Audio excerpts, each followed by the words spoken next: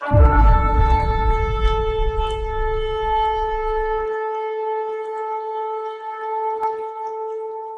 வருஷத்தில் சபைக்கு கொடுத்த வாக்குத்தத்தத்தை நம்ம பார்க்கலாம். ఈ సంవత్సరం సంఘానికి ఇచ్చిన వాగ్దానాలను మనం చూద్దాము. యేసయ్యా 62 2వ వచనం.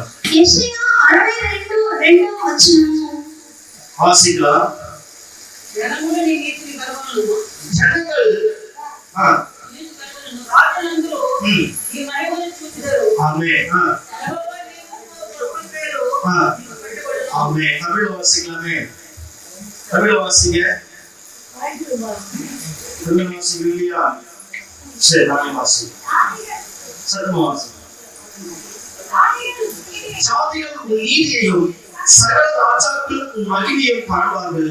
கர்த்தருடைய வாய் சொல்லும் புதிய நாமத்தால் நீ அழைக்கப்படுவாய். அல்லேலூயா, హల్లెలూయా, அல்லேலூயா, హల్లెలూయా. இளமையான தேவ பிள்ளைகளே, నా ప్రియమైన దేవుని బిడ్డలారా, மெசேஜ் சொல்ல నేను మెసేజ్ చెప్పలేదు. இந்த வசனத்தை நான் எப்படி பெற்றுக்கொண்டேன் என்பதை நான் உங்களுக்கு சொல்கிறேன். ఈ వాక్యం ఎలా పొందుకున్నాను అనే దాని గురించి చెప్తాను. தேவ பிள்ளைகளை நான் தொடர்ந்து உபவாசத்தோடு காத்திருந்தேன். దేవుని బిడ్డలారా, క్రమంగా నేను ఉపవాసంగా కనిపెట్టుకొని ఉన్నాను. ஆண்டவரே, உம்முடைய வாக்குத்தத்தங்களை கொடுங்க அப்படின்னு சொல்லி ప్రభువా, మీ వాగ్దానాలను నాకు ఇవ్వండి అని చెప్పి ஆண்டவர் பல காரியங்களை வெளிப்படுத்தினார். దేవుడు చాలా కార్యములను బయలుపరిచాడు. வாக்குத்தத்தத்தை அவர் கொடுக்கல. కానీ వాగ్దానం ఆయన ఇవ్వలేదు. இன்றைக்கு மதியம் 2 மணிக்கு நான் போய் என்னுடைய அறையில் ஜெபித்துக் கொண்டிருந்தேன். ఇది మధ్యాహ్నం 2 గంటలకు నేను వెళ్ళి నా గదిలో ప్రార్థన చేస్తున్నాను. அப்படி ஜெபித்துக் கொண்டிருக்கிற போது என் கண்கள் திறக்கப்பட்ட ஒரு தரிசனத்தை பார்த்தேன். అలా ప్రార్థన చేస్తున్నప్పుడు నా కళ్ళు తెరవబడి ఒక దర్శనమును చూశాను. அது ஆண்டவருடைய பொக்கிஷம் நிறைந்த ஒரு இடமா இருக்கிறது. అది దేవుని యొక్క ధననిధి నిండిన ఒక స్థలమై ఉంది. பாருங்க, அதுல நிறைய அறைகளா இருக்கிறது.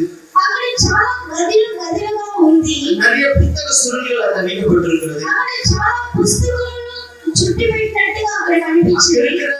அங்க இருக்கிற ஆண்டவர் சொல்ற வார்த்தையின்படி நிறைய பேர் அந்த இடத்துல தேவதூதர் வேலை செய்து கொண்டிருக்கிறார்கள். దేవుడు చెప్పిన విధంగా అక్కడ దేవదూతలు అందరూ పనులు చేస్తున్నారు. అక్కడ சில நீதிமான்கள் இங்க வேலை செய்து கொண்டிருக்கிறார்கள். కొన్ని నీతిమంతులు అక్కడ పని చేస్తున్నారు. அப்போ நான் ஆண்டவரே இப்படி வார்த்தையை கொடுங்க அப்படின்னு சொல்லி நான் ஜெபிக்கிற சத்தம் அந்த இடத்துல கேட்கும். ప్రభువా, మీ మాటలు ఇవ్వండి నేను చేసే ప్రార్థన శబ్దం అక్కడ వినిపిస్తుంది. அப்போது ஆண்டவர் கை அசைக்கிறார். అప్పుడు దేవుడు చెయ్యిని కదిలిస్తున్నాడు. அங்க இருக்கிற ஒரு பரிசுத்தவான் அந்த அறையில இருக்கிற ஒரு புத்தக சுருளை எடுத்து என் கையில கொடுக்கிறார். అక్కడ ఒక పరిశుద్ధవంతుడు అరలో ఉన్న ఒక పుస్తకం చుట్టి పెట్టి ఉంది. దాన్ని నా చేతికి ఇస్తున్నాడు. அதை நான் திறந்து பார்க்கிற போது இந்த வசனம் தான் இருக்குது. అది నేను తెరిచి చూసినప్పుడు ఈ వాక్యమే ఉంది. அது குறிப்பாக 1 இருந்து 4 வரை வாசிக்கலாம். అందులో తెలుసుకోబడిన విధంగా 1 నుంచి 4 వరకు చదువుతాను. சீயோன் நிமித்தமும் எருசலேம் நிமித்தமும் நான் மௌனமாயிராமலும் அதில் நீதி பிரகாசத்தை போலவும் அது நட்சத்திர எரிகிற தீவெட்டியை போலவும் வெளிப்படும் மட்டும் அமராமல் இருப்பேன். ஜாதியும் நீதியும் சகல ஆச்சாரியும் மகிமையும் காண்பார்கள். கர்த்தருடைய வாய் சொல்லும் புதிய நாமத்தால் நீ அழைக்கப்படுவாய். நீ கர்த்தருடைய கையில் அலங்காரமான கிரீடமும் உன் தேவனுடைய கரத்தில் ராஜமுடியுமாய் இருப்பாய். நீ இனி கைவிடப்பட்டவள் எண்ணப்படாமல் உன் தேசம் நீ பாழான தேசம் எண்ணப்படாமல் நீ எப்சிபா என்றும் உன் தேசம் யூதா என்றும் சொல்லப்படும். கர்த்தர் உன்மேல் பிரியமாய் இருக்கிறார். உன் தேசம் வாழ்க்கைப்படும். 1-4 வசனம். தேவப்பிள்ளையே, இந்த வசனம் தான் அந்த புத்திர சொல்லுகிறது. దేవుని బిడ్డలారా, ఈ వాక్యమే ఆ పుస్తకంలో ఉంది. హల్లెలూయా, హల్లెలూయా, హల్లెలూయా. హల్లెలూయా. இது குறித்து நம்ம சின்ன பிரேக் எடுத்துட்டு அதுக்கப்புறம் இந்த வசனங்களை தியானிக்கலாம். మనం చిన్న బ్రేక్ తీసుకొని తర్వాత ఈ వాక్యం మనం ధ్యానం చేసుకుందాం. இந்த வருஷத்துல ஆண்டவர் என்னென்ன காரியம் நடக்கும் சொல்லி சில காரியங்கள் தரிசனமாக நமக்கு சொல்லியிருக்கிறார். దేవుడు ఈ సంవత్సరంలో ఏమేమి కార్యం జరగబోతుందని కొన్ని ప్రవచనంగా మనకు చెప్తున్నాడు. இந்த வருஷத்துல என்னென்ன காரியங்கள் நடக்கும், ఈ సంవత్సరం ఏమేమి కార్యం జరుగుతుంది, தேவ பிள்ளைகளே, இந்த 2022 எப்படி இருக்கும், దేవుని బిడ్డలారా ఈ 2022 ఎలా ఉంటుంది, ஆண்டவர் புதிய காரியங்களை செய்கிற ஆண்டா இருக்க போகிறார். దేవుడు నూతన కార్యములను చేసే సంవత్సరంగా ఉండబోతుంది. 2021 இருந்த உலகம் வேற, 2021లో ఉన్న లోకం వేరు, 2021 வரையும் இருந்த உலகம் வேற, 2021 22 వరకు ఉన్న లోకం వేరు. 22 ఆంధ్ర పుதிய కార్యములు చేయబోகிறார். 22 నుంచి దేవుడు నూతన కార్యములు చేయబోతున్నాడు. మన சிந்தை கெட்டாலும் நம்ம புத்தி கெட்டாலுமா இருக்க போகிறது. అది మన ఊహకి అందనిదను, మన ఆలోచనకి అందనిదనే ఉంది. முதலாவது புதிய కార్యములు చేయబోகிறார். మొదటిగా నూతన కార్యములు చేయబోతున్నాడు. இரண்டாவது ஸ்தானங்களை மாற்றுகிற வருஷமாய் இது இருக்கும். స్థానములను మార్చే సంవత్సరంగా ఇది ఉండబోతుంది. அரசியல்ல நிறைய பேர் தங்களுடைய ஸ்தானத்தை இழந்து போய் புதியவர்களை கொண்டு வந்து நிக்க வைப்பார். రాజకీయంలో చాలా మంది తమ స్థానములను మారి కొత్తగా వేరే వాళ్ళని తీసుకొచ్చి పెడతారు. அதே போல நிறைய ஊழியர்கள் அவருடைய ஸ்தானங்கள் மாற்றப்பட்டு வேற கொண்டு வந்து நிக்க வைப்பார். అదే విధంగా సేవకులు తన స్థానములను మార్చబడి వేరొకరిని తీసుకొచ్చి నిలబెట్టబోతున్నారు. ஏன் ஆண்டவர் ஸ்தானங்களை மாற்றுகிறார்? ఎందుకు దేవుడు స్థానములను మారుస్తున్నాడు? புதிய திராட்சரசத்தை பழைய திட்டிக்குள் ஊற்றி வைக்க முடியாது. కొత్త ద్రాక్షరసమును పాత తిత్తులలో పోయలేరు. புதிய திராட்சரசத்தை புதிய திட்டிக்குள் தான் ஊற்றி வைக்க முடியும். కొత్త ద్రాక్షరసమును కొత్త తిత్తులలోనే పోయగలుగుతారు. நம்முடைய இந்தியாவுல என்னென்ன காரியங்கள் நடக்கும்? మన ఇండియాలో ఏమేం కార్యం జరుగుతుంది? 2021ல ఈ 2022లో 2022లో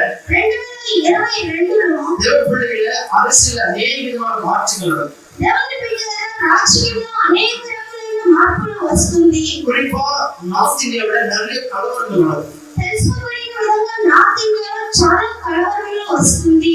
வரும் அப்படின்னு சொல்லி ஆண்டவர் சொல்லியிருக்கிறார். వస్తుందని దేవుడు చెప్తున్నాడు. நம்முடைய தேசத்துல சீலோஸ் நிலைகள் மாற்றப்படுகிற ஒரு ஆண்டா 2022 சீலோஸ் ஸ்திதினா அதாவது என்ன சொல்றது? இங்கிலீஷ்ல சொல்லுவாங்க.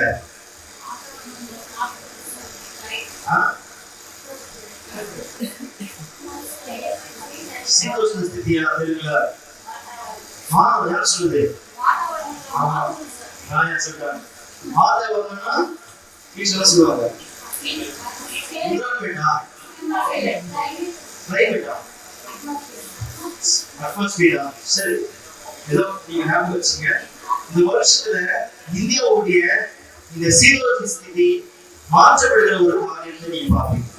ఇండియాలో ఈ వాతావరణంలో మార్పులు రావడం మీరు చూడబోతున్నారు. எல்லாரும் இந்த நாள்ல மழை பெய்யும், இந்த நாள்ல வெயில் காயும், இந்த நாள் வரையும் பனி பெய்யும். మనకందరికీ తెలుసు ఈ దినములో ఎండ కాస్తుంది, ఈ దినములో వర్షం వస్తుంది, మంచు వస్తుందని. ஆனா இந்த ஆண்டுல எல்லாமே தலைகீழாக மாற்றப்படுகிற ஒரு காரியத்தை நீங்க பார்க்க போறீங்க. ఈ సంవత్సరంలో అన్ని తలకిందుగా మార్చిపోయే కార్యములు మీరు చూడబోతున్నారు. மூன்றாவது அதே போல இந்த கொள்ளை நோயுடைய தீவிரம் இந்த வருஷத்துல அதிகமா இருக்கும். మూడవది ఈ వైరస్ యొక్క తీవ్రత వచ్చి ఈ సంవత్సరం ఎక్కువగా ఉండబోతుంది. ஆனா அரசாங்கம் சொல்ல ஒன்றுமே பிரச்சனை கிடையாது, நீ ஜாலியா போலாம் அப்படின்னு சொல்லுங்க. కానీ ప్రభుత్వం అంటది ఏ సమస్య లేదు, మీరు జాలీగా వెళ్ళొచ్చని. பாருங்க, 100 பேருக்கு వచ్చారా 2 பேருக்கு அந்த மாதிரி கவர்மெண்ட் கணக்கு. 100 మందికి వస్తే 2 వచ్చినట్టుగా గవర్నమెంట్ లెక్క చూపిస్తుంది. ஆனா அதோட தீவிரம் அதிகமா இருக்கும். కానీ దాని యొక్క తీవ్రత ఎక్కువగా ఉంటుంది. ஒரு நாள் இரவு நேரத்துல ஜெபித்துக் கொண்டிருக்கிற போது ఒక దినం రాత్రి సమయంలో ప్రార్థన చేస్తున్నాను. கண்கள் திறக்கப்பட்டு நான் ஒரு தரிசனத்தை பார்த்தேன். నా కళ్ళు తెరవబడి నేను ఒక దర్శనమును చూశాను. என் கண்கள் ஒரு சமுத்திரத்தின் ஓரமாய் நிற்கிறதை பார்த்தது. నా కళ్ళు ఒక సముద్రం ఓరంగా నిలబడడం చూసింది. அதுல இருந்து ஒரு பெரிய மிருகம் எழுந்து வந்து అందులో నుంచి ఒక పెద్ద జంతువు లేచి వచ్చి அந்த தேசத்திலே வந்து தன் அதிகாரத்தை பிடிக்கிற ஒரு காரியத்தை பார்த்தேன். అది తన దేశం మీదకి వచ్చి తన అధికారమును పట్టే ఒక కార్యమును చూశాను. அப்ப நான் ஆண்டவர்கிட்ட கேட்டபோது అప్పుడు నేను దేవుని దగ్గర అడిగినప్పుడు அந்த மிருகம் அந்தி கிறிஸ்து என்றும் ఆ జంతువు అబద్ధ క్రీస్తు అని அது இந்த வருஷத்துல தன் அதிகாரத்தை பிடிக்கிற ஒரு காரியத்தை பார்ப்பீர்கள் என்று ஆண்டவர் சொல்கிறார். ఈ సంవత్సరం తన అధికారమును పట్టే ఒక కార్యమును మీరు చూస్తారని దేవుడు చెప్పాడు. హల్లెలూయా హల్లెలూయా హల్లెలూయా. హల్లెలూయా. நான் சில கேள்விகள் கேட்கிறேன். నేను కొన్ని ప్రశ్నలు అడుగుతాను. எத்தனை பேருக்கு கொரோனாவுக்கு வேக்சின் பண்ணீங்க? ఎంతమంది కరోనాకి వ్యాక్సిన్ వేసుకున్నారు? வேக்சினே போடல. కొంతమంది అయితే వ్యాక్సిన్ వేయలేదు. சிலர் வேக்சின் போட சர்டிஃபிகேட் வச்சிருக்கீங்க. కొంతమంది అయితే వ్యాక్సిన్ వేసుకోకుండా సర్టిఫికెట్ పెట్టుకొని తిరుగుతున్నాం. ஒமிக்ரான் அதுக்கு ஒரு வேக்சின் போடணும். ఒమిక్రాన్ వస్తే దానికి కూడా ఒక వ్యాక్సిన్ వేయాలి. அதுக்கப்புறம் அது நடந்துட்டு அதுக்கு ஒரு வேக்சின் போடணும். దాని తర్వాత ఇంకొకటి వస్తుంది, దానికి ఒక వ్యాక్సిన్ వేయాలి. ஆகவே எல்லா தலைவர்களும் சேர்ந்து உட்கார்ந்து ஒரு ஐடியா பண்ணுவாங்க, பேசாம சிக்கு உடம்புக்குள்ள போட்டா எங்க போனாலும் ட்ராக் பண்ணிக்கலாம் அப்படின்னு சொல்லி. కాంగో పెద్దలు రాజకీయంలో ఉన్న వాళ్ళందరూ ఒక ఆలోచన చేస్తారు, కాంగో చిప్పుని ఒంట్లో వేస్తే ఎక్కడికి వెళ్ళినా కనిపెట్టవచ్చని. ஆகவே தேவப்பிள்ளைகளே, வருகிற ஆண்டுகள் அப்படிப்பட்ட காரியத்தை நீங்க அதிகமா பார்ப்பீங்க. కనుకనే దేవుని బిడ్డలారా, రాబోయే దినాలలో అటువంటి కార్యం ఎక్కువగా మీరు చూస్తారు. நீ வேலைக்கு போனா வேக்சிనేஷன் போட்ட சர்டிஃபிகேட் இருக்கா அப்படின்னு சொல்லி கேட்கறாங்க. ఇది ఉద్యోగానికి వెళ్తే వ్యాక్సిన్ వేసిన సర్టిఫికేట్ ఉందా అని అడుగుతారు. ట్రైన్ రిజర్వేషన్ పోవడానికి వ్యాక్సినేషన్ పోட்ட సర్టిఫికేట్ இருக்கா అని கேட்கறாங்க. ట్రైన్ రిజర్వేషన్ చేయడానికి వ్యాక్సిన్ వేస్తున్నారా అని అడుగుతారు. వ్యాక్సినేషన్ కేకాத ஒரே இடம் ஜட்ஜ்மென்ட் தான். ஹalleluya ஹalleluya హల్లెలూయా. அவங்க தேவப்பிள்ளைகளே, இனி வர காலத்துல அப்படிலாம் இருக்குது நீங்க பாப்பீங்க. కనుకనే దేవుని బిడ్డలారా, రాబోయే దినాలలో ఇలాగంతా ఉండే కార్యమే మీరు చూడబోతున్నారు. 2022 இந்தியாவுக்கு எப்படிப்பட்ட ஒரு ஆண்டா இருக்கும்? 2022 ఇండియాకి ఎటువంటి సంవత్సరంగా ఉండబోతుంది? தேவன் நீதியை சரிக்கட்டுகிற ஒரு ஆண்டா இருக்கும். దేవుడు నీతిని సరికట్టే ఒక దినములుగా ఉండబోతుంది. புரியுதுங்களா? అర్థమవుతుందా మీకు? தேவன் நீதியை சரிக்கட்டுகிற ஒரு ஆண்டா இருக்கும். దేవుడు నీతిని సరికట్టే సంవత్సరంగా ఉండబోతుంది. 2022 ஆந்திரா மாநிலத்துக்கு ஆண்டு என்ன காரியங்களை செய்ய போகிறார்? 2022 ఆంధ్రాకి దేవుడు ఏం కార్యం చేయబోతున్నాడు? இந்த 2022ல நம்முடைய ஆந்திரா மாநிலம் ஆசீர்வதிக்கப்பட்ட ஒரு மாநிலமாக இருக்கும். ఈ 2022 మన ఆంధ్రప్రదేశ్ ఆశీర్వదింపబడిన ప్రదేశంగా ఉండబోతుంది. இந்த ஆந்திரா மாநிலத்துடைய கீர்த்தி தேசம் முழுவதும் பரவப்போகிறது. ఈ ఆంధ్రప్రదేశ్ యొక్క కీర్తి దేశమంతా పరవశించబోతుంది. எப்படி? అది ఎలా జరుగుతుంది? சில திட்டங்களை நம்முடைய சீஎம் கொண்டு வருவார். కొన్ని పిట్టులను మన సీఎం తీసుకొస్తాడు. அது மூலமா அநேக ஜனங்கள் அது பரவலாய் பேசுகிறார். అందువల్ల అనేక జనులు అది విస్తరించి మాట్లాడబోతున్నారు. தேவப்பிள்ளைகளே, இந்த வருஷத்துல நம்முடைய ஆந்திரா மாநிலத்துல நிறைய யூத்துக்கு நிறைய வேலைகள் கிடைக்கும். దేవుని బిడ్డలారా, మన ఆంధ్రప్రదేశ్ లో చాలా మంది యూత్ కి చాలా ఉద్యోగాలు రాబోతుంది. தமிழ்நாட்டுல ஆண்டு என்ன காரியத்தை செய்ய போகிறார்? తమిళనాడులో దేవుడు ఏం కార్యం చేయబోతున్నారు? தமிழ்நாட்டுல இந்த வருஷத்துல கொஞ்சம் கலகம் நிறைந்த ஒரு ஆண்டாக தான் இருக்கும். తమిళనాడు ఈ సంవత్సరంలో కొంచెం కలత నిండిన దినములుగా ఉండబోతుంది. தேவப்பிள்ளைகளே, దేవుని బిడ్డలారా, உலகம் இந்த வருஷத்துல என்னென்ன காரியங்கள் சந்திக்க போகிறது? లోకం ఈ సంవత్సరంలో ఏమేమి కార్యం సంధించబోతుంది? ஆந்திரா மாநிலத்துல ஒரு மூத்த அரசியல்வாதி இந்த வருஷத்துல மறிக்க போவது நீங்க கேள்விப்படுவீங்க. ఆంధ్రాలో తెలుసుకోబడిన పెద్ద నాయకుడు ఈ సంవత్సరం చనిపోవడం మీరు చూడబోతున్నారు. தேவப்பிள்ளைகள், ప్రియమైన దేవుని బిడ్డలారా, உலகம் எப்படி இருக்க போகுது? లోకం ఎలా ఉండబోతుంది? உலகம் முழுவதும் கலகமும் திகிலும், లోకమంతా కలత దిగులును, உலகத்தை ஆளுகை செய்கிற பெரிய பெரிய அரசியல்வாதிகள் தன்னுடைய கையை கலக்கி கொண்டு சோகத்தோடு நிற்கிற ஒரு காரியம். లోకమును పరిపాలించే పెద్ద పెద్ద రాజకీయ నాయకులందరూ తన చేతులను తలుపుకొని அவங்க மௌனமானிக்கிற ஒரு காரியம். వాళ్ళు మౌనంగా నిలబడే కార్యములను చూస్తున్నారు. அவங்களால செயல்பட முடியாதபடி இந்த கொள்ளை நோய்களும் ஒன்றுக்கு பின் ஒன்று வந்து கொண்டே వాళ్ళు ఏం చేయలేనంతగా ఈ వైరస్ ఒకదాన్ని ఒకటి వెనుక వస్తూ ఉంటుంది. அவங்க எல்லாரும் இப்படி யோசித்து கொண்டிருக்கிற போது, వాళ్ళందరూ ఈ విధంగా ఆలోచిస్తూ ఉన్నప్పుడు அந்த கடலிலிருந்து எழுந்து வந்த அந்த மிருகம் அவரிடத்தில் ஒரு ஆலோசனை சொல்லி உலகனுடைய எல்லா சர்வாதிகாரத்தையும் பிடிக்கிக் கொள்ளும். ఆ సముద్రం నుంచి లేచి వచ్చిన జంతువు వాళ్ళకి ఒక ఆలోచన చెప్పి ఈ లోకంలో ఉన్న అన్ని అధికారులను తీసేస్తుంది. நன்மையான தேவப்பிள்ளைகளே, ప్రియమైన దేవుని బిడ్డలారా, ஆண்டவருடைய வருகைக்கு ஒரு அடையாளம் இல்லை. దేవుని రాకడకు ఒక సూచన ఉంది. தேவப்பிள்ளைகள் அந்திகிறிஸ்து ஆட்சி வருவதற்கு முன்பாக ஆண்டவருடைய ரகசிய வருகை வரும் என்று దేవుని బిడ్డలారా, అబద్ధ క్రీస్తు రాకడకు ముందు దేవుని రాకడ వస్తుందని, அந்திகிறிஸ்துவின் வருகைக்கு முன்பாக అబద్ధ క్రీస్తు రాకడకు ముందు ஆண்டவருடைய ரகசியமான வருகை வரும் அப்படின்னு சொல்லி வேதம் சொல்லுது. దేవుని యొక్క రహస్య రాకడ వస్తుందని వాక్యం చెప్పబడింది. ஆண்டவருடைய வருகைக்கு நாம எவ்வளவு கிட்ட இருக்கணும் யோசித்து பாருங்க. అప్పుడు దేవుని రాకడకు మనం ఎంత దగ్గరగా ఉన్నామో కొంచెం ఆలోచించి చూడండి. హల్లెలూయా హల్లెలూయా హల్లెలూయా. హల్లెలూయా. தேவப்பிள்ளைகள் இதெல்லாம் ஏன் சொல்றேன்னா, దేవుని బిడ్డలారా, మిమ్మల్ని ఇవన్నీ ఎందుకు చెప్తున్నానంటే நீங்க இதுக்காக ஜெபிக்கணும். మీరు ఇంతవరకు ప్రార్థన చేయాలి. ஹல்லேலூயா. హల్లెలూయా. நான் ஒரு காரியத்தை சொல்ல ஆசைப்படுறேன். నేను ఒక కార్యం చెప్పడానికి ఆశపడుతున్నాను. சில ஆண்டுகளுக்கு முன்னாக எலெக்ஷன் நடக்கிறப்போ ராகுல் காந்தி வருவார் நான் சொல்லியிருந்தேன். కొన్ని సంవత్సరాలకు ముందు ఎలక్షన్ జరుగుతున్నప్పుడు రాహుల్ గాంధీ వస్తారని చెప్పాను. வரல. కానీ రాహుల్ గాంధీ రాలేదు. அதை வச்சு சிலர் வந்து சம்பா கேள்வி கிடைச்சிட்டாங்க. అని పెట్టి కొంతమంది వచ్చి చాలా ఎగతాళి చేసి నవ్వారు. ஆனா ஆண்டவர் அதுக்கும் பதில் சொன்னார். దేవుడు అందుకు జవాబు ఇచ్చాడు. ஆனால் பாருங்க ஆண்டு பல நிறைய காரியங்களை வெளிப்படுத்தியிருக்கிறார். தேவையான மட்டும்தான் நம்ம சொல்லியிருக்கிறோம். దేవుడు చాలా కార్యములు బయలుపరుచున్నాడు కానీ కొంతవరకే చెప్పున్నాము. கர்த்தருடைய ஆசீர்வதிப்பாராக. దేవుడు మిమ్మల్ని ఆశీర్వదించుగాక. ஒரு நேரம் சரியா 2:30 மணி நான் ஆண்டுடைய வார்த்தையை சொல்லி முடித்து நான் உங்களை அனுப்ப வேண்டும் என்று ஆசைப்படுகிறேன். దేవుని మాట చెప్పి మిమ్మల్ని ఆశీర్వదించి పంపించాలని అనుకుంటున్నాను. ஹல்லேலூயா. హల్లెలూయా. ஹல்லேலూயா. హల్లెలూయా. இந்த வருஷத்தில் ஆண்டவர் நமக்கு கொடுத்த வாக்குத்தத்தம் ఈ సంవత్సరం దేవుడు మనకి ఇచ్చిన వాగ్దానము ஏசாயா எழுதின புத்தகம் యెషయా గ్రంథము 62వ அதிகாரம் 62వ అధ్యాయము 2వ వచనం. 2వ వచనము. மைக் எடுத்துங்க. இந்த மைக் எடுத்து.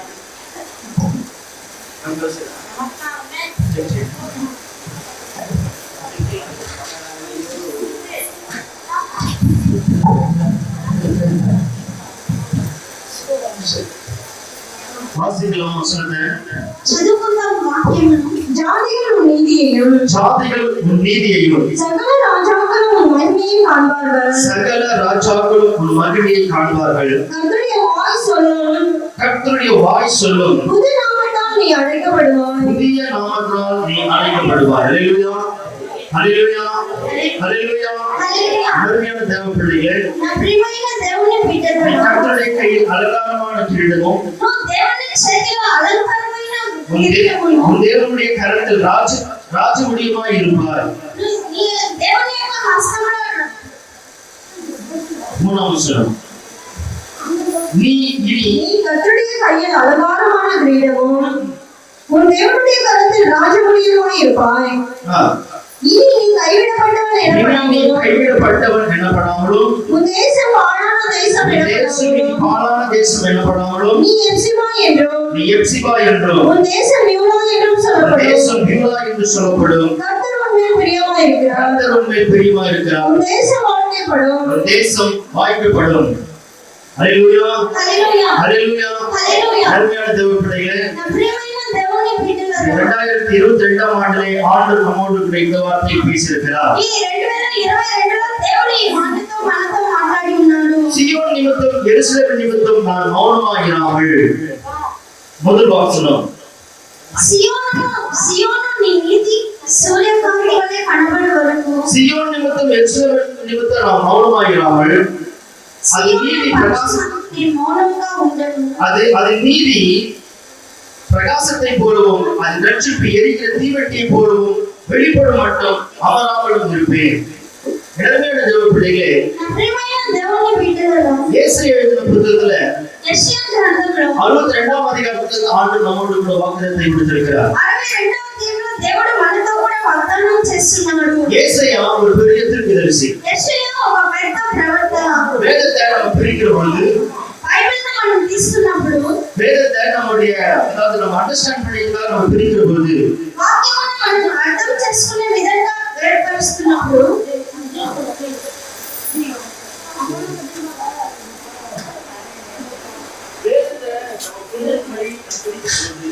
వాక్యమును మనం అర్థం చేసుకునే విధంగా ఏర్పరుస్తున్నప్పుడు ஏசாயா தீர்க்கதரிசியை அதாவது ஒரு பெரிய தீர்க்கதரிசி புத்தகம் என்று சொல்கிறோம். యెషయా అధ్యాయంలో ఒక పెద్ద ప్రవక్త అధ్యాయం అని చెప్తున్నాము. ஏனென்றால் ఎందుకంటే பாருங்க அவர் நிறைய காரியங்களை குறித்து தீர்க்கதரிசனம் சொல்லியிருக்கிறார். ఎందుకంటే ఆయన చాలా కార్యములను గురించి ప్రవచనం చెప్తున్నాడు. ஏசாயா ஒரு ராஜா வீட்டு பிள்ளை. యెషయా ఒక రాజుల కుమారుడు. எத்தனை பேருக்கு தெரியும்? ఎంతమందికి తెలుసు? ஏசாயா தீர்க்கதரிசி ஒரு ராஜா வீட்டு பிள்ளை. యెషయా ప్రవక్త ఒక రాజుల కుమారుడు. இளமையான தேவ பிள்ளைகளே, నా ప్రియమైన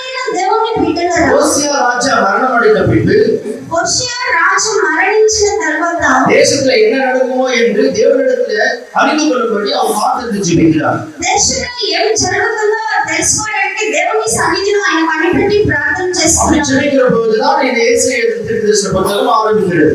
అలాగా ప్రార్థన చేస్తున్నప్పుడే ఈ యెషయా అధ్యాయం ప్రారంభించబడుతుంది. இந்த கடைசி அதிகாரத்துல ఈ చివరి అధ్యాయంలో இஸ்ரவேல் ஜனங்க எகிப்து அதாவது சிறையிருப்புக்கு போறாங்க. ఇశ్రాయేలు జనులు ఐగుప్తు చెరసాలకు వెళ్తున్నారు. சிறையிருப்புக்கு போறாங்க. వాళ్ళు చెరపట్టుకొని వెళ్తున్నారు. அந்த சிறையிருப்பிலிருந்து வந்த பின்பு ఆ చెరలో నుంచి బయటికి వచ్చిన அல்லது తర్వాత அவர்கள் மனதிரும்பின பின்பு లేదంటే వాళ్ళు మారు మనసు పొందిన அவருடைய తర్వాత தீர்க்கதரிசி மூலமாய் ஆண்டவர் சொல்லுகிற வார்த்தை இவைகள். ఆయన ప్రవక్తల ద్వారా దేవుడు చెప్పే మాటలు ఇవి. இதுல என்ன சொல்லப்பட்டிருக்குன்னா ఇందులో ఏం చెప్పబడి ఉందంటే இஸ்ரவேல் ஜனங்களை குறித்து ஆண்டவர் சொல்றார். ఇశ్రాయేలు జనులను గురించి దేవుడు చెప్తున్నాడు. ஆண்டவர் நல்லா ஏற்றுக்கொண்டாங்க. మొదటిగా దేవుని బాగా అంగీకరించారు. அதுக்கப்புறம் அந்நிய தேவர்களை பார்த்து பின்வாங்கி போனாங்க. తర్వాత అన్య దేవతలను చూసి వెంబడించి వెళ్ళారు. அதுக்கப்புறம் அவங்க மேல சாபம் வந்து தேவனுடைய கோபாக்கினி வந்தது. తర్వాత వాళ్ళ పైన శాపం వచ్చింది, దేవుని కోపాగ్ని వచ్చింది. பாருங்க, அவங்க நெருப்புல போட்டு புடவிடுறது போல புடவிடப்பட்டாங்க. చూడండి, వాళ్ళ అగ్ని వంటి శోధనలో వాళ్ళు పడ్డారు. புரியுதுங்களா? நெருப்புல போட்டு புடவிடுறது போல புடவிட்டாங்க. నిప్పులు వేసి కాల్చిన విధంగా వాళ్ళు కాల్చబడ్డారు. புடவிட்ட பின்பு వాళ్ళు శోధింపబడిన பொறுமையா తర్వాత சகித்த பின்பு వాళ్ళు ఓర్పుగా సహించిన తర్వాత ஆண்டவர் அவர்களோடு கூட பேசுகிறார். దేవుడు వాళ్ళతో కూడా మాట్లాడుతున్నాడు. சீயோனின் நிமித்தமும் எருசலேமின் நிமித்தமும் நான் மௌனமாக இராமல் సియోను పక్షమందు నేను మౌనంగా ఉండను. அது நீதியை பிரகாசத்தை போலவும் அது இரட்சிப்பை எரிகிற தீவட்டை போலவும் வெளிச்சமாக்கும் மட்டும் அவராமல் இருப்பேன் என்று சொல்கிறார். సియోను నీతి సూర్యకాంతి వలె కనబడు వరకు, దాని రక్షణ దీపం వలె వెలుగు వరకు. సియోను పక్షమందు నేను మౌనంగా ఉండను. హల్లెలూయా హల్లెలూయా హల్లెలూయా. హల్లెలూయా. சீயோன் என்பதற்கு என்ன அர்த்தம்? సియోను అనడానికి ఏమని అర్థము? யாராவது சொல்ல முடியுமா? ఎవరైనా చెప్పగలుగుతారా? சீயோன் அப்படின்னு என்னது? సియోను అంటే ఏంది? சதமா? శబ్దంగా చెప్పండి. அதே ஏசாயா புத்தகம் 1ஆம் அதிகாரம் 27ஆம் வசனத்துல అదే యెషయా గ్రంథం 1:27 వచనంలో ஏசாயா சொல்கிறார், சீயோன் என்றால் எருசலேம் என்று சொல்கிறார். యెషయా చెప్తున్నాడు, సియోన్ అంటే యెరూషలేము. ஆனால் சீயோன் என்பதற்கு என்ன அர்த்தம்னு சொல்லி பார்த்தீங்கன்னா, సియోను అనడానికి ఏమని అర్థమని చూసామంటే, அதாவது வாடி போனது என்று அர்த்தம், వాడిపోయింది అని అర్థము, அல்லது காஞ்சி போனது என்று அர்த்தம். లేదంటే ఎండిపోయింది అని అర్థము. நன்மையான தேவ பிள்ளைகளே, నా ప్రియమైన దేవుని బిడ్డలారా, சீயோன் நிமித்தம் సియోనును బట్టి இத்தனை நாட்களாய் ஆண்டுடைய சமூகத்துல காத்திருந்து ஆண்டுடைய வார்த்தைக்காக காத்திருக்கிற பிள்ளைகள் நிமித்தம் ఇన్ని దినములు దేవుని సన్నిధిలో కనిపెట్టి దేవుని మాట కొరకు కనిపెట్టిన బిడ్డలను బట్టి, எருசலேம் நிமித்தம், యెరూషలేమును బట్టి, எருசலேம் என்பதற்கு என்ன அர்த்தமா?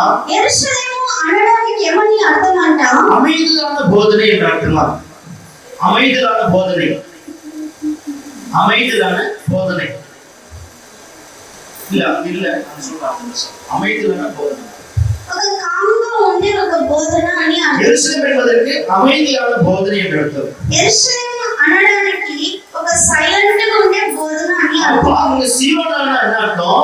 సియోను అంటే ఏమని అర్థము? பாருங்க, காஞ்சி போனது చూడండి, ఎండిపోయింది அல்லது வாடி போனது. లేదంటే వాడిపోయింది. எருசலேம் என்றால் என்ன அர்த்தம்? యెరూషలేము అంటే ఏమని అర్థము? அமைதியா இருப்பது, సైలెంట్ గా ఉండడం అని అర్థం. அப்படிப்பட்ட நிமித்தம் అటువంటి వాళ్ళను బట్టి நான் மௌனமாகிறாமல் నేను మౌనంగా ఉండగా அவருடைய நீதியை பிரகாசிக்கும்படிக்கு, వాళ్ళ నీతిని ప్రకాశింప చేయడానికి, அவருடைய ரட்சிப்பை எரிகிற தீவெட்டியை போல ஆகும்படிக்கு, వాళ్ళ రక్షణను தீவெட்டியை போல ஆகும்படிக்கு దీపం వలె వెలిగించుటకు நான் அவராமல் இருப்பேன் என்று சொல்கிறார். నేను మౌనంగా ఉండనని చెప్తున్నాడు. హల్లెలూయా ஹல்லேலூயா. హల్లెలూయా. வசனத்துடைய அர்த்தம் உங்களுக்கு புரிஞ்சிருக்குன்னு நினைக்கிறேன். ఈ వాక్యం యొక్క అర్థం మీకు అర్థమై ఉంటుందని అనుకుంటాను. నా ప్రియమైన దేవుని బిడ్డలారా, இந்த வருஷம் நீங்க ஆண்டுடைய சமூகத்துல பொறுமையா காத்திருந்தீங்க. ఇన్ని సంవత్సరాలు మీరు దేవుని సన్నిధిలో ఓర్పుగా కనిపెట్టుకొని ఉంటారు. ஆண்டவருடைய காரியத்தை செய்ய மாட்டாரா? దేవుడు నా కార్యము చేయడం, ஆண்டவருடைய பட்சத்தில் இருக்க மாட்டாரா? దేవుడు నా పక్షమందు ఉండడం, ஆண்டவருக்கு நீதியை சரி கட்ட மாட்டாரா? దేవుడు నాకు నీతిని సరికట్టడం. ஐயோ, நான் உண்மை உத்தமமா இருக்கிறேன், అయ్యో, నేను నమ్మకంగా ఉత్తమంగా ஏன் ఉన్నాను. இன்னும் இந்த பிரச்சனை? నాకెందుకు ఇంకా ఈ సమస్య? ஏன் இன்னும் இந்த தேவைகள் சந்திக்கப்படல? ఇంకా ఎందుకు నా అవసరాన్ని సంధించబడలేదు? பொறுமையா சீயோனை போல வாடி போயிருக்கிற உங்களை பார்த்து ஆண்டவர் சொல்லுகிறார், ఓర్పుగా సీయోను వలె వాడిపోయి ఉన్న మిమ్మల్ని చూసి దేవుడు చెప్తున్నాడు, சீயோன் நிமித்தம் எருசலேமிடத்தில் நான் மௌனமாயிராமல். సీయోను పక్షమందు నేను మౌనంగా ఉండను. நன்மையான தேவ பிள்ளைகளே, నా ప్రియమైన దేవుని బిడ్డలారా, இந்த வருஷத்துல ஆண்டவர் உங்களுக்கு நீதியை பிரகாசிக்க செய்ய போகிறார். దేవుడు ఈ సంవత్సరంలో మీ నీతిని ప్రకాశింప చేయబోతున్నాడు. உங்கள் ரட்சிப்பை எரிகிற தீவெட்டியை போல ஆக்க போகிறார். మీ రక్షణను మండే రగిలే దీపం వలె చేయబోతున్నాడు. அப்படி செய்யாமல் நான் அமர மாட்டேன் என்று கர்த்தர் சொல்லுகிறார். అట్లా చేయకుండా నేను ఊరకుండానని దేవుడు చెప్తున్నాడు. நீதி என்றால் என்ன அர்த்தம்? నీతి అంటే ఏమని అర్థము? நீதி என்றால் என்ன அர்த்தம்? నీతి అంటే ఏమని అర్థము? நீதி என்னது? నీతి అంటే ఏంటి? சத்தமா ஹலோ, யார் தூங்குறது? நீதி என்னது? నీతి అంటే ఏంటి? எந்த மனுஷன் தேவனுடைய கட்டளைகளின்படி நடக்கிறானோ, ఏ మనిషి దేవుని ఆజ్ఞ ప్రకారం నడుచుకుంటాడో, அதாவது நீதினா தேவனுடைய கட்டளைப்படி நடக்கிறதா நீதி. నీతి అంటే దేవుని ఆజ్ఞ ప్రకారం నడుచుకోవడమే నీతి. ஒரு மனுஷன் தேவனுடைய கட்டளைப்படி நடக்கிறானா அந்த மனுஷன் நீதிமான். ఒక మనిషి దేవుని ఆజ్ఞ ప్రకారం నడుచుకుంటున్నాడంటే ఆ మనిషి నీతిమంతుడు. எனக்கான தேவ பிள்ளைகளே, నా ప్రియమైన దేవుని బిడ్డలారా, இந்த வருஷத்துல ஆண்டவருடைய நீதியை விளங்க செய்ய போகிறார். ఈ సంవత్సరం దేవుడు మీ నీతిని ప్రకాశింప చేయబోతున్నాడు. ரட்சிப்பு, రక్షణ, ரட்சிப்பு என்றால் அர்த்தம். రక్షణ అంటే ఏమని అర్థము? கால் சொல்லுங்க, ரட்சிப்பு என்ன அர்த்தம்? ఎందుకైనా చెప్పండి, రక్షణ అంటే ఏమని అర్థము? ரட்சிப்பு ஜானி, ரட்சிப்பு இருக்கு எப்படி சொல்றேன்?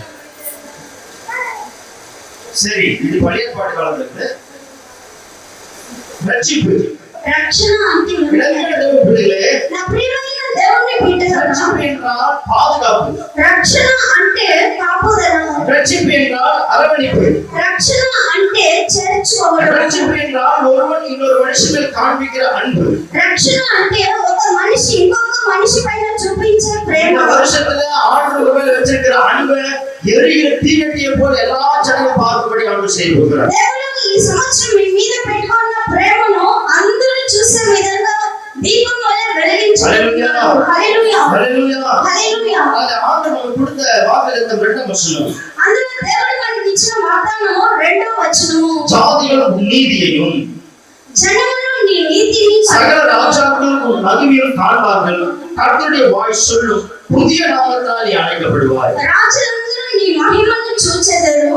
యెహోవా నియమింపబోవు క్రొత్త పేరు నీకు పెట్టెదరు. தேவ பிள்ளைகளே, దేవుని బిడ్డలారా, ஜாதிகள் என்றால் என்ன அர்த்தம்? జనములు అంటే ఏమని అర్థము? ஜாதிகள் என்றால் என்ன அர்த்தம்? జనములు అంటే ఏమని అర్థము? ஜாதிகள் என்றால் தேவனை அறியாத ஜனங்கள் எல்லாருமே ஜாதிகள் தான் அல்லது புற ஜாதிகள். దేవుని ఎరుగని వాళ్ళందరూ జనములే, లేదంటే అన్య జనులు. ஹல்லேலூயா. హల్లెలూయా. பாருங்க தேவ பிள்ளைகளே, అప్పుడు చూడండి దేవుని బిడ్డలారా, உன் சொந்த ஜனத்துக்கு முன்பாகல்ல, నీ సొంత జనులకు ముందు కాదు, புற ஜாதிகளுக்கு முன்பாக అన్య జనులకు ముందు உன் நீதியையும் నీ నీతిని சகல ராஜாக்களுக்கு முன்பாக సకల రాజులకు ముందు உன் மகிமையையும். నీ మహిమను. தேவ பிள்ளைகளை கவனிங்க, దేవుని బిడ్డలారా గమనించండి, ஒரு ராஜா இருந்தா அவனுக்கு மகிமை இருக்கும். ఒక రాజు ఉంటే అతనికి మహిమ ఉంటుంది. ஆவலியா, అవునా కాదా? ராஜா இருந்தா ఒక రాజు ఉంటే அவனுக்கு மகிமை இருக்கும். అతనికి మహిమ ఉంటుంది. இன்னைக்கு நம்ம அரசாளுகிற பிஎம்க்கு ఇది మనల్ని పరిపాలించే బియ్యంకు அவர் போற கார் 12 கோடி ரூபாய். ఆయన వెళ్ళి కారు 12 కోట్లంట. அவர் போடுற அந்த கோட்டு 1 கோடி ரூபாய்.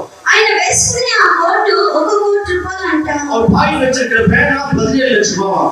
ఆయన జోబిలో పెట్టుకున్న పేన 17 లక్షలంట. ஏன்னா அவருடைய மகிமை அப்படிப்பட்டது. ఎందుకంటే ఆయన మహిమ అటువంటిది. இயேசு கிறிஸ்து சொல்லுகிறார், కానీ యేసుక్రీస్తు ఇక్కడ చెప్తున్నాడు, ஆண்டவர் சொல்லுகிறார், దేవుడు చెప్తున్నాడు, ராஜாக்களே உன் மகிமையை பார்க்க போறாங்க. రాజులందరూ నీ మహిమను చూస్తారు. ஹல்லேலூயா. హల్లెలూయా. அது மாத்திரமில்ல, అది మాత్రమే కాదు, கர்த்தருடைய வாய் சொல்லும் புதிய நாமத்தால் நீ அழைக்கப்பட போகிறாய். నీవు యెహోవా చేతిలో భూషణ కిరీటముగా.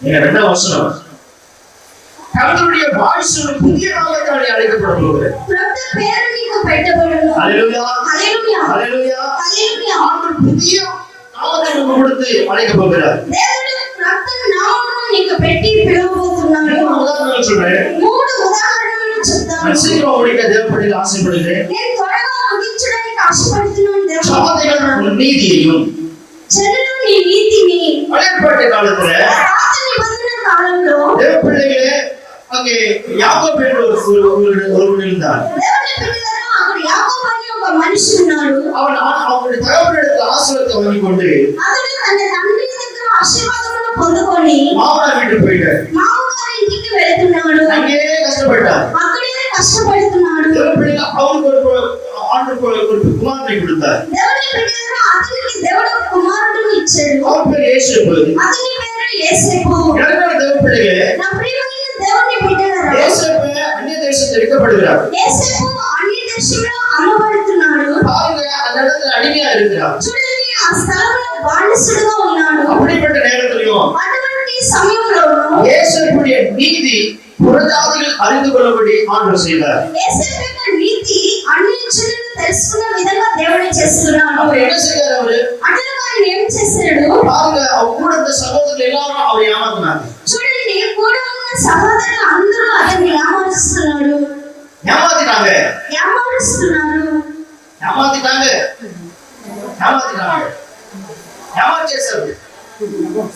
எடுத்து போயிட்டு அழுத போட்டாங்க. తీసుకెళ్లి ఒక లోయలో వేస్తున్నారు. அப்புறம் பாருங்க இன்னொருத்தருக்கு வித்துட்டாங்க. తర్వాత ఇంకొకరికి అమ్మివేస్తున్నారు. அவருடைய நிலைமை எப்படி இருக்கும் கொஞ்சம் யோசிச்சு பாருங்க. అతని యొక్క పరిస్థితి ఎలా ఉంటుందో ఆలోచించుకోండి. அவன் சீயோனை போல வாடி போய் எருசலேமை போல பொறுமையா காத்திருந்தான். ఆయనను అతడు సీయోను వలె వాడిపోయి యెరూషలేము వలె ఓర్పుగా ஆண்டவர் కనిపెడుతున్నాడు. பார்த்தார். దేవుడు చూశాడు. యేసేపు எடுத்து போயிட்டு ஜெயில போட்டாங்க. యేసేపుని తీసుకొని చెరసాలలో వేస్తున్నారు. యేసేపు அடிமைத்தனமான வேலை வாங்குறாங்க. యేసేపుని బానిసత్వంగా పనులు ஆனா చేయించుకున్నారు. எல்லாவற்றும் பொறுமையா செய்தார். అన్నిటిని ఓర్పుగా ஒரு సహించుకున్నాడు. நேரம் வந்த உடனே ఒక సమయం రాగానే యేసేపుடைய మహిமை రాజాவே பார்க்கும்படி ஆண்டவர் செய்தார். యేసేపు యొక్క మహిమ రాజు చూసే విధంగా చేశాడు. యేసేపుடைய మహిமை புறஜாதிகளே பார்க்கும்படி ஆண்டவர் செய்தார். యేసేపు యొక్క మహిమ అన్ని జనులే చూసే విధంగా చేశాడు. నా ప్రియమైన దేవుని బిడ్డలారా, வருஷம் ఇన్ని సంవత్సరాలు, நாட்கள் ఇన్ని దినములు ஆண்டவருக்காக பொறுமையா காத்திருந்தீங்க. దేవుని కొరకు ఓర్పుగా కనిపెట్టుకొని பொறுமையா ఉన్నారు. எல்லாவற்றையும் செய்தீங்க. దేవుని కొరకు ఓర్పుగా అన్నిటిని ஆனா సహించుకున్నారు. இந்த வருஷத்துல కానీ ఈ సంవత్సరంలో, 2022ல ఈ 2022లో புறஜாதிகள் பார்க்கும்படி பேரு புகழ்ச்சியா வைக்க போகிறார். దేవుడు నేను అన్ని జనులు చూసే విధంగా పేరును, புகழ்ச்சியா ஆண்டவர் வைக்க போகிறார். మంచి పేరును హెచ్చింపబోతున్నాడు. ராஜாக்கள் பார்க்க வசனம் சொல்லப்பட்டிருக்கிறது. உன் மகிமையும் ராஜாக்கள் காண்பார்களா? నీ మహిమను రాజులు చూచెదరంట. பாருங்க சகல ராஜாக்கள் உன் மகிமையை காண்பார்களா? సకల రాజులు నీ మహిమను చూచెదరు. எனவே தேவ பிள்ளைகளே, నా ప్రియమైన దేవుని బిడ్డలారా, அங்க நம்ம பார்க்கிறோம் అక్కడ మనం చూస్తున్నాము యేసేపుடைய மகிமையை பார்த்து பார்வோன் அசந்து போகிறார். యేసేపు యొక్క మహిమను చూసి ఫరో ఆయన ఆశ్చర్యపోతున్నాడు. యేసేపు சொல்கிற தீர்க்கதரிசனமான வார்த்தையை கேட்டு அவர் அசந்து போகிறார். యేసేపు చెప్పే ప్రవచనమైన మాటను చూసి ఆయన ఆశ్చర్యపోతున్నాడు. இங்க நம்ம யாக்கோபை குறித்து நம்ம பார்த்தோம். ఇక్కడ మనం యాకోబును గురించి చూసాము. யாக்கோபு தன்னந்தனியாய் போகிறார். యాకోబు ఒంటరిగా వెళ్తున్నాడు. தன் மாமனார் அவரை ஏமாத்தி விட்டார். తన మామగారు అతన్ని ఏమారుస్తున్నాడు. ஒரு பக்கம் சகோதரன் அவரை சாகடிக்கும்படி துணிந்து கொண்டிருக்கிறார். ఒక పక్క అతని సహోదరులను చంపడానికి చూస్తున్నాడు. அவர் சீயோனை போல வாடி போயிருந்தார். అతడు సీయోను వలె వాడిపోయి ஆனா ఉన్నాడు. அவர் ஒரே ஒரு நம்பிக்கை, కానీ ఒకే ఒక నమ్మకం అతనికి, ஆண்டவர் கைவிட மாட்டாரு. దేవుడు చెయ్యి విడువడు. ஆண்டவர் கைவிட மாட்டாரு. దేవుడు విడిచిపెట్టడు. ஒரு நாள் ஆண்டவர் கிட்ட போய் உட்கார்ந்தா, ఒక దినం దేవుని దగ్గర వెళ్ళి కూర్చున్నాడు. ஜெபித்தான். ప్రార్థించాడు. ஆண்டவரே என்னை ஆசீர்வதிங்கள் ஒழிய உங்களை விடவே மாட்டேன் என்று சொல்லி ஜெபம் பண்ணார். ప్రభువు నన్ను ఆశీర్వదిస్తే తప్ప మిమ్మల్ని విడిచిపెట్టనని చెప్పాడు. அருமையான தேவ பிள்ளைகளே, నా ప్రియమైన దేవుని బిడ్డలారా, பாருங்க చూడండి, திருநாய் ஓடின யாக்கோபு దొంగగా వెళ్ళిన యాకోబు அவன் திரும்பி வருவதையோ అతడు తిరిగి వస్తున్నప్పుడు 2 பரிவாரங்கள் பிரிக்கத்தக்கதான ஆசீர்வாதத்தை பெற்றுக் கொண்டான். 2 పరివారములు వేరుపరిచే విధంగా ఆశీర్వాదాలు పొందుకున్నాడు. எங்க ఎక్కడ? புறஜாதிகளிடத்துல.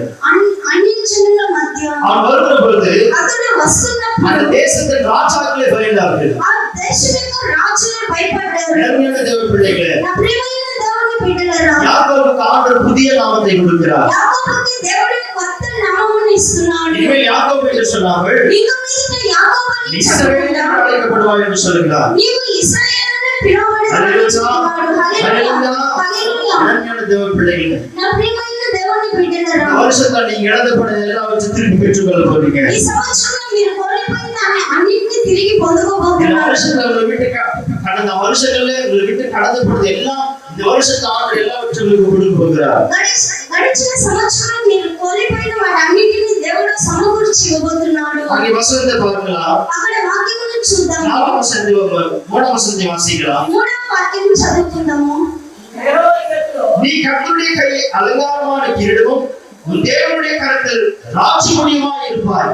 ஹல்லேலூயா, హల్లెలూయా, ஹல்லேலூயா. హల్లెలూయా. அலங்காரமான கிரீடம்னா ஓகே புரியுது. ராஜ்யமுடினா என்னது? புரியுதா? சொல்லு. భూషణ కిరీటం అంటే అర్థమవుతుంది. రాజకీయ మగుటం అంటే ఏంటి? ராஜ்யமுடியுமா இருப்பாய்னா யாரு சொல்ல முடியுமா? எப்ப படிச்சிருக்கீங்களா? சரி போலாம். ராஜ்யமுடி சரி. அஜித் தோவல் பத்தி யாராவது தெரியுமா? அஜித் தோவல் கேள்விப்பட்டிருக்கீங்களா? யாரும் கேள்விப்பட்டிருக்கீங்களா? அஜித் தோவல் இந்தியாவோட ஜேம்ஸ் பாண்ட் சொல்லுவாங்க. கேள்விப்பட்டிருக்கீங்களா? சரி. யாரும் கேள்விப்பட்டிருக்கீங்களா? பாருங்க, చూడండి, ராஜதந்திரம் அப்படின்னு சொல்லுவாங்க. రాజతంత్రం అని అంటారు. ஒரு காரியத்தை செய்கிற போது ఒక కార్యము చేస్తున్నప్పుడు பாருங்க, ராஜா அவங்க கிட்ட இருந்து அவங்க ஆலோசனை செய்யும். రాజు వాళ్ళ దగ్గర వచ్చి ఆలోచన అడుగుతాడు. பாருங்க, எதிரியுடைய எல்லா தந்திரங்களும் அறிந்தவன். చూడండి, శత్రువుల యొక్క అన్ని తంత్రములు తెలుసుకున్న వాళ్ళు. அதான் ராஜமுடியுமா இருக்கு. అదే రాజకీయ మకుటముగా ఉండడం. ஹல்லேலூயா, హల్లెలూయా, ஹல்லேலூயா. హల్లెలూయా. நீ கர்த்தருடைய கையிலே இந்த வருஷத்தை அலங்காரமான கிரீடமும் ராஜமுடியுமா இருக்க போகிறாய். నువ్వు దేవుని చేతిలో భూషణం కిరీటముగాను రాజకీయ మకుటముగాను நீ ఉండబోతున్నావు. இனி கைவிடப்பட்டவள் எனப்படாமலும் உன் தேசம் நீ பாழான தேசம் என அனப்படாமலும் విడవబడని దానవని ఇక మీదట నీ మనబడవు. పాడైన దానవని ఇక్కడ నీ దేశం గురించి చెప్పబడదు. நீ எப்சிபா என்றும் உன் தேசம் யூடா என்று சொல்லப்படும். கர்த்தர் உன் மேல் பிரியமா இருக்கிறார். உன் தேசம் வாழ்க்கைப்படும். ఎప్సిబా అని నీకును యూదా అని నీ భూమికి పేరు పెట్టబడును. ఆమేన్. యెహోవా నిన్ను గురించి ఆనందించుచున్నాడు. ஹல்லேலூயா.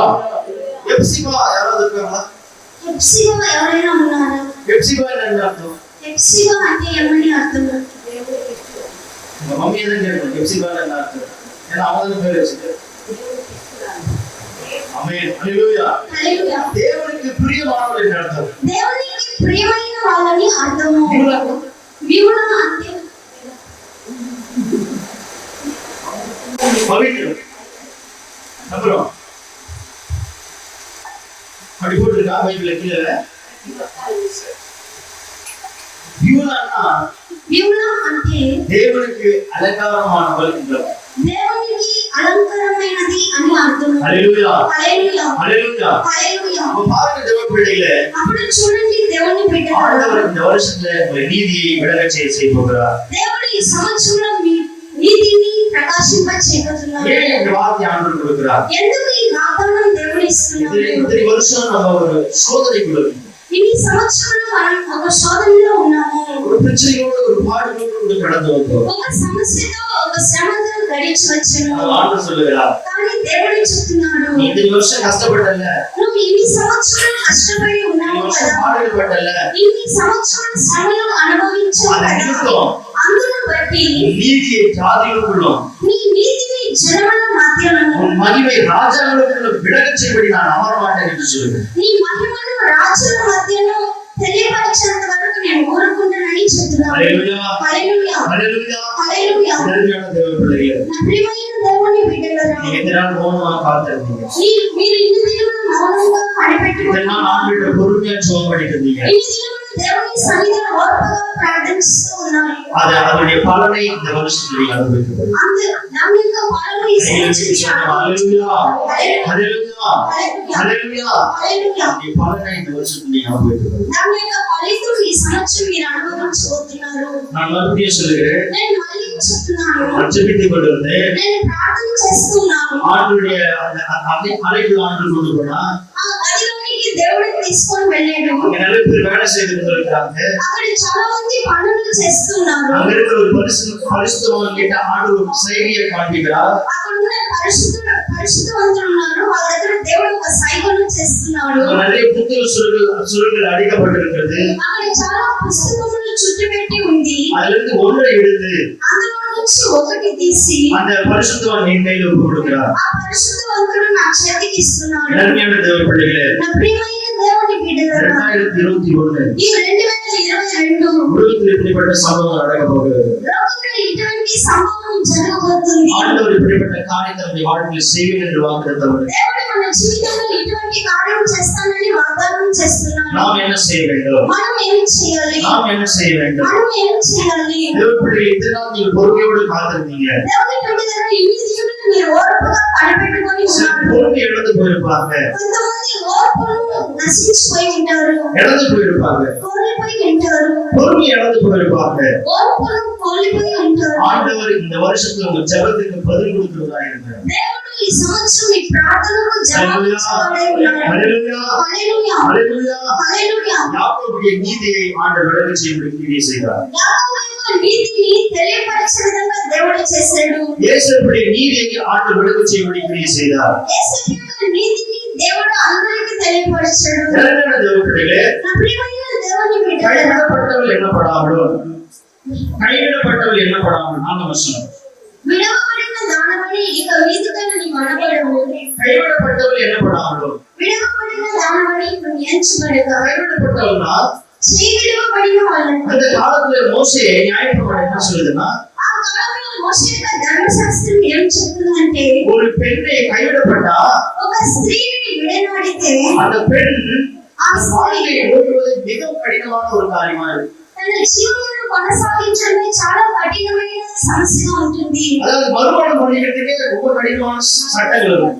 మనం వివాహం చేసుకోవడానికి చాలా కఠినమైన సత్యంగా ఉంటుంది. ஆனா ஆண்டவர் சொல்றாரு, కానీ దేవుడు చెప్తున్నాడు, இனிமேல் நான் உங்களை கைவிடுதில்லை அப்படின்னு சொல்றாரு. ఇంక మీదట నేను నిన్ను చేయవిడవనని అంటున్నాడు. ஆக தேவ பிள்ளைகளே, చూడండి దేవుని உன் బిడ్డలు, தேசம் இனி பாலான தேசம் என்று சொல்லப்படாமல் பாலான தேசம், పాడైన ధనమని ఇక నీ దేశం గురించి பாதிக்கப்பட்ட தேசம். పాడైన దేశము. தேவ பிள்ளைகளே, దేవుని బిడ్డలు, நேபுகாத்நேச்சர் నెబుకద్నెజరు தேவனுக்கு விரோதமாய் தவறான காரியத்தை செய்கிற போது దేవునికి విరోధంగా తప్పైన కార్యం చేస్తున్నప్పుడు அவருடைய ராஜ்யம் சில நாட்கள் பாலான தேசமா இருந்தது. అతని రాజ్యం కొన్ని దినములు పాడైన దేశంగా ఉంది. அதை குறித்து நம்ம வேதத்துல வாசிக்கலாம். అందుని గురించి మనం వాక్యంలో చదువుతాము. அவர் கொஞ்ச நாட்கள் ఆయన కొన్ని దినములు அவருடைய தலைக்குள்ள குருவிகள் விட்டு சேர்ந்தான். అతని తలలో పక్షులు గూడు కట్టుకునేదంట. ஒரு ராஜா ఒక రాజు அவருடைய அரண்மனைக்குள்ள అతని యొక్క గదిలో தேள்களும் பாம்புகளும் வந்து தங்கினதாம். తేళ్లను పాములను వచ్చి నివసించిందంట.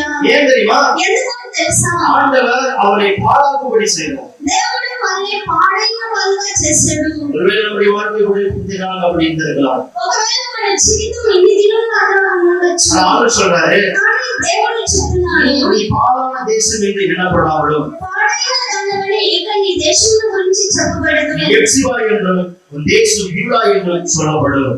నీవు ఎప్సిబా అని యూదా అని నీ భూమికి எப்சிபா என்றதுக்கு என்ன அர்த்தம் சொன்னீங்க? ఎప్సిబా అనడానికి ఏమని అర్థమని చెప్పారు? சிரேஷ்டடா, இஷ்டமானது, தேவனுடைய பிரியமானது. దేవునికి ప్రియమైనది. பாருங்க, இனி நீங்க அப்படி சொல்லாம நீங்க ஆண்டவருக்கு பிரியம் என்றும் ఇక మీద మీరు అలాగా చెప్పబడకుండా దేవునికి ప్రియం అని, நீங்க தேவனுக்கு விருப்பமானவங்க என்றும் మీరు దేవునికి ఇష్టం అని, கர்த்தர் மேல் பிரியமா இருக்கிறார் என்றும் దేవుడు మీ మీద ప్రియంగా ఉన్నాడని, உங்க தேசம் வாழ்க்கைப்படும். మీ దేశం బాగుపడుతుంది. அல்லேலூயா హల్లెలూయా, அல்லேலூயா. హల్లెలూయా. இது குறித்து நம்ம வரக்கூடிய நாட்களை பார்க்கலாம். క్రమంగా దీని గురించి వచ్చే వారం మనం చూద్దాం. நம் குழந்தைகள் మనం మోకరించి ఆహ్వానించున్నాము. ధన్యమైన దేవ బిడ్డలే, నా ప్రియమైన దేవుని బిడ్డలారా, ஒரு நேரமாய் நீ காத்திருக்கீங்க. ఇన్ని దినములు మీరు కనిపెట్టుకొని ఉన్నారు. ஒரு நேரமாய் வானுடைய சமூகத்தில் காத்திருக்கிறோம். ఇంతసేపు మనం దేవుని సన్నిధిలో కనిపెట్టుకొని ఉన్నాం. தேவ பிள்ளையே, దేవుని బిడ్డలారా, கர்த்தர் உன் நீதியை விளங்கச் செய்திருக்கிறார். దేవుడు నీ నీతిని అందరికీ తెలియపరచబోతున్నాడు. உன் நீதியை பட்ட பகலை போல ஆண்டு மாற்றுகிறார். నీ నీతిని పట్ట పగలవలే దేవుడు మార్చబోతున్నాడు. உன் நீதியை வெளிச்சத்தை போல ஆண்டு மாற்றப் போகிறார். నీ నీతిని వెలుగు వలె దేవుడు మార్చబోతున్నాడు. தேவ பிள்ளைகள் உன் மகிமை பட்ட பகலை போல வெளிச்சமாய் மாற்றப் போகிறார். దేవుని బిడ్డలారా, నీ మహిమను దేవుడు పట్ట పగటి వలె వెలుగుగా கர்த்தர் మార్చబోతున్నాడు. நமக்கு புதிய நாமத்தை கொடுக்க போகிறார். దేవుడు నీకు క్రొత్త నామమును ఇవ్వబోతున్నాడు. ஆண்டுக்குள்ள சாய்ந்திருக்கிறது, దేవునిలో వారి ఉన్నది. ஆண்டுக்குள்ள நிலைத்திருக்கிறது. దేవుని లోపల నిలిచి ఉన్నది. பரிசுத்தமான ஒரு வாழ்க்கை வாழுங்க. పరిశుద్ధం కలిగిన ఒక జీవితం జీవించండి. ஏனென்றால் ఎందుకంటే உலகத்தில் சம்பவிக்க போகிற காரியங்கள் அப்படிப்பட்டதாக இருக்கு. ఈ లోకంలో ఇక మీదట సంభవించబోయే కార్యములు అటువంటిదిగా ఉండబోతుంది. உலகத்தில் சம்பவிக்க போகிற காரியங்கள் அப்படிப்பட்டதாக இருக்கு. ఇక లోకంలో సంభవించబోయే కార్యములు అటువంటిదిగా ఉంది. உலகத்தோடு ஒட்டி வாழ்ந்தா లోకంలో కలిసి జీవిస్తే உலகத்தோடு நீ போராடும். లోకంలో మీరు పోరాడాలి. நான் சொல்றேன், కానీ దేవుడు చెప్తున్నాడు, ஆண்டுக்குள்ள நிலைத்திருந்தால் మీరు దేవుని లోపల నిలిచి ఉంటే ஆண்டு எப்சிபா என்றும் பியூனா என்று சொல்லி దేవుడు మిమ్మల్ని హెప్సిబా అని బ్యూనా అని చెప్తున్నాడు. தேவப்பிள்ளைகள் இந்த வருஷத்து ஆண்டுகளை பட்ட பகலை போல வெளிச்சத்தை போல ஆண்டவர்கள் மாற்றுவது. దేవుని బిడ్డలారా, ఈ సంవత్సరం దేవుడు మిమ్మల్ని పట్ట పగలి వలె వెలుగు వలె మార్చబోతున్నాడు. உன் எதிர்க்கு முன்பாக உன் தலை எடையினால் அபிஷேகம் பண்ணி உன்னை வழிநடத்தி போகிறார். నీ శత్రువులకు ముందు నీ తలను నూనెతో అభిషేకించి இந்த నడిపించు. வருஷத்துல ஆண்டு உனக்கு விரோதம் வைக்கப்படுகிற எல்லா ஆயுதங்களும் நிர்மூலமாக்க போகிறார். ఈ సంవత్సరంలో దేవుడు నీకు విరోధంగా లేచి అన్ని ఆయుధములు నిర్మూలన చేయబోతున్నాడు. கர்த்தருடைய கண்கள் உன்னை உற்று பார்த்துக் கொண்டிருக்கிறது. దేవుని కన్ను నిన్ను గమనించి చూస్తుంది. கர்த்தருடைய பாதுகாப்பு உண்மையில ஒரு தங்கும். దేవుని యొక్క కాపుదల నీ మీదకి వస్తుంది. இந்த வருஷத்துல நீ பிரத்யட்சமாய் அதை பார்க்க போகிறார். ఈ సంవత్సరంలో నువ్వు ప్రత్యక్షంగా అది చూడబోతున్నావు. பிரத்யட்சம் அதை பார்க்க போகிறார். ప్రత్యక్షంగా అది చూడబోతున్నావు. கர்த்தாவே உமக்கு ஸ்தோத்திரம். ప్రభువుకు స్తోత్రములయ్యా. ஆண்டவரே, இவ்வளவு நேரமா இந்த பிள்ளைகளுடைய சமூகத்தை காத்திருந்தாங்க. ప్రభువా, ఇంతసేపు మీ బిడ్డలు మీ సన్నిధిలో కనిపెట్టుకొని ఉన్నారు. அப்படி வாக்குத்தத்தத்துக்காக ஸ்தோத்திரம் ஆண்டவரே. మీ వాగ్దానం కొరకు స్తోత్రములయ్యా. ஆண்டவரே, கொடுத்த வார்த்தைக்காக உமக்கு ஸ்தோத்திரம் ప్రభువా, ஆண்டவரே. మీరు ఇచ్చిన మాట కొరకు మీకు స్తోత్రములయ్యా. இந்த பிள்ளைகளோடு கூட பேசின ஒவ்வொரு வார்த்தைக்காக உமக்கு ஸ்தோத்திரம் ஆண்டவரே. మీ బిడ్డలతో కూడా మాట్లాడిన ఒక్కొక్క మాట కొరకు మీకు స్తోత్రములయ్యా. ஜாதிகள் உன் நீதியையும்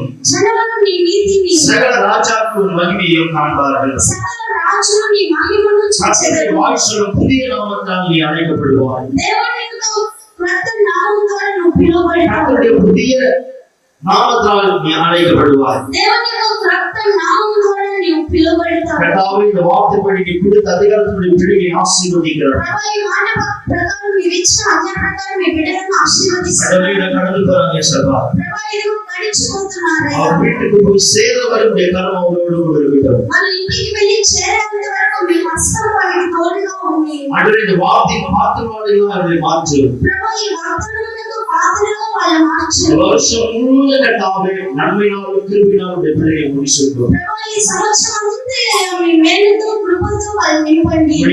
உடைய கனிவுடைய பிள்ளைகளை பாதுகாத்துக் கொள்ளட்டும் ஆண்டவரே. మీ దుడ్డుకరియు మీ దండమును మీ బిడ్డను కాచి உங்களுடைய குடும்பத்திற்கு எப்படி வெளியெடுக்கும் அதே போல ஒவ்வொருத்தருடைய குடும்பத்திற்கு வெளியெடுத்து பாதுகாத்தது. యోబు యొక్క కుటుంబమును ఎలాగ కంచె వేశారో అదే విధంగా ఒక్కొక్క బిడ్డను కంచె వేసి కాపాడండి. துதிகள் மகிமைகள் எல்லாம் உமக்கே செலுத்தி స్తుతిగల మహిమలన్నీ మీకే இயேசு సమర్పించుకుంటున్నాను. கிறிஸ்துவின் நல்ல தெய்வமே. యేసు నామములో అడిగిపెట్టుకుంటున్నాను. చిన్నగా మంచి తండ్రి. ஆமென். ఆమేన్. மெல்ல சேர்ந்து சொல்லுவோம். మనమందరం కలిసి என் చెప్దాం. ஆத்மாவை கர்த்தரை ஸ்தோத்திரி. எங்களுடைய பரிசுத்த நாமத்தை ஸ்தோத்திரி. என் ஆத்மாவை கர்த்தரை ஸ்தோத்திரி. ஆமென். ஹல்லேலூயா. హల్లెలూయా. ஹல்லேலூயா. హల్లెలూయా. ஹல்லேலூயா. హల్లెలూయా. ஹல்லேலூயா. హల్లెలూయా. பிதாவுடைய அன்பும் கர்த்தராகிய இயேசு கிறிஸ்துவின் கிருபையும் பரிசுத்தவானுடைய அன்பின் ஐக்கியமும் இன்றும் என்றும் இந்த வருஷம் முழுவதும் நம் அனைவரோடு இருப்பதாக. ஆமென். ஹல்லேலூயா. హల్లెలూయా. ஹல்லேலூயா. హల్లెలూయా. நம்மை ஆசீர்வதிப்பாராக. దేవుడు మిమ్మల్ని ఆశీర్వదించును గాక. தொடர்ந்து பார்த்து மறுபடியும்